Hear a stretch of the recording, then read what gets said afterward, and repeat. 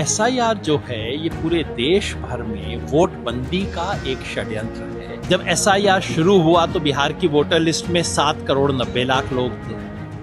वो बढ़ के 8 करोड़ 20 लाख होने चाहिए थे, घट के 7 करोड़ 42 लाख हो गए और मुझे कहा जा रहा है कि राहत होनी चाहिए। राहत किस बात की इसमें? जिस दिन सुप्रीम कोर्ट का डंडा इनके सर से हट गया उस दिन जहां जहां एसआईआर जाएगा वहां वहां लाखों करोड़ों लोगों का वोट कटेगा। नमस्कार, मेरा नाम ऋतिक ठाकुर है। आप इस वक्त द हिंदी टॉप देख रहे हैं। लगातार हम देख रहे हैं चुनाव नजदीक है, एसआईआर का मुद्दा लगातार उठ रहा था, लेकिन ऐसे में हमारे साथ एक खास शख्सियत की मौजूदगी है जो विचारों की राजनीति में अपनी एक साफ पहचान रखते हैं। योगेंद्र यादव जी हमारे साथ इस वक्त मौजूद हैं। बहुत स्वागत है सर आपका। शुक्रिया सर, एसआईआर का मुद्दा बहुत ज्यादा चल रहा था, उस पर आपने प्रमुखता से आपने आवाज भी उठाई थी, तमाम बातें हुई थी, लेकिन अब वोटर लिस्ट निकल कर आ चुकी है। इस पर सर आपकी क्या प्रक्रिया है? मैं समझता हूं कि इस वोटर लिस्ट के बारे में ऐसा कहा जा रहा है कि इससे राहत होनी चाहिए। मैं हैरान हूँ। हैरान इसलिए हूँ कि बिहार की वयस्क आबादी अगस्त के महीने में 8 करोड़ 20 लाख थी। जब एसआईआर शुरू हुआ तो बिहार की वोटर लिस्ट में 7 करोड़ 90 लाख लोग थे। वो बढ़ के 8 करोड़ 20 लाख होने चाहिए थे, घट के 7 करोड़ 42 लाख हो गए और मुझे कहा जा रहा है कि राहत होनी चाहिए। राहत किस बात की इसमें? ये तो घट रही है। बस राहत ये जरूर हो सकती है कि जहां 1.5-2 करोड़ लोग कटने थे वहां सिर्फ 42 लाख कटे, लेकिन उसका एक ही कारण है। उसका कारण एसआईआर नहीं है, उसका कारण है सुप्रीम कोर्ट का डंडा। और जिस दिन सुप्रीम कोर्ट का डंडा इनके सर से हट गया उस दिन जहां जहां एसआईआर जाएगा वहां वहां लाखों करोड़ों लोगों का वोट कटेगा। ठीक है सर, एसआईआर का मुद्दा क्योंकि अभी सिर्फ बिहार में था, लेकिन अब असम में भी वो शुरू हो चुका और ये बोला हुआ था उन्होंने, जैसा कि अभी 24 जून को आपने बताया भी था कि पूरे इंडिया में होने की बात हो रही है। इस पर क्या कहेंगे? एसआईआर जो है ये पूरे देश भर में वोट बंदी का एक षड्यंत्र है। जहां जहां एसआईआर जाएगा लाखों करोड़ों लोगों का वोट कटेगा। और किनका कटेगा? गरीबों का, महिलाओं का, प्रवासी का, मजदूर का।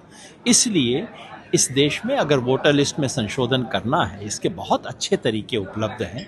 उन तरीकों का इस्तेमाल कीजिए। वोटर लिस्ट में ज़रूर रिविजन कीजिए, एक बार नहीं 10 बार कीजिए, लेकिन वो करने के लिए आपको इस देश में वोटिंग का जो सिस्टम है उसे पलटने की कोई ज़रूरत नहीं है।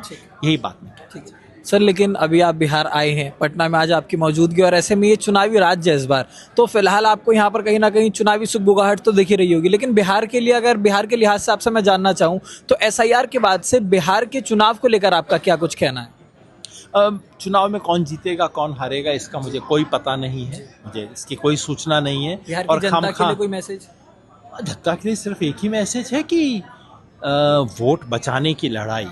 और आप सोचिए कि ये सरकार वोट छीनना क्यों चाह रही थी? जिस सरकार को विश्वास हो कि जनता मेरे साथ है वो वोट काटने की कोशिश नहीं करेगी। जिसको लगता है कि जनता मेरे से अलग हो रही है, जिसको डर है कि इस बार जनता हटाने वाली है, वो लोगों के वोट काटेगा। लोकतंत्र वो है जहां जनता सरकार को चुनती है। जब सरकार जनता को चुनने पे उतारू हो जाए इसका मतलब वो लोकतंत्र नहीं है। ठीक है सर, एक आखिरी सवाल आपसे लेना चाहूँगा, क्योंकि लगातार हमने देखा है कि आप एक्टिविस्ट हैं, बिल्कुल आप समाज में लोगों की आवाज़ उठाते हैं, चाहे वो जय किसान आंदोलन हो या भारत जोड़ो यात्रा हो, चाहे स्वराज अभियान हो, लगातार आप लगे रहते हैं। जनता की तरफ से एसआईआर का ही मुद्दा था। तो बीइंग अ जर्नलिस्ट मैं ये भी आपसे जानना चाहूँगा कि आपके समाज के लोग या घर परिवार के लोग ये नहीं कहते कि लगातार आप लगे रहते हैं, क्या हासिल करना चाहते हैं? मेरा सौभाग्य है कि मैं ऐसे परिवार में हुआ जहाँ ये सवाल नहीं पूछे जाते। वहाँ सिर्फ ये सवाल पूछा जाता है तुम जो कर रहे हो वो सही है या गलत है। अगर सही है तो आगे बढ़ो, चलो। परिवार में भी पत्नी ने भी सहारा दिया है और ये मेरा सौभाग्य है। और इसीलिए मैं अपने आप से पूछता हूँ कि अगर तुम भी नहीं बोलोगे तो फिर कौन बोलेगा? If not you who, if not now when. अगर अब नहीं बोलोगे तो कब बोलोगे? और मैं समझता हूँ ये बात सिर्फ मुझ पे लागू नहीं होती, बहुत लोगों पे लागू होती है। तो आपने सुना ही, हमारे साथ योगेंद्र यादव थे जिन्होंने हमें सभी सवाल का बेबाकी से जवाब दिया। धन्यवाद।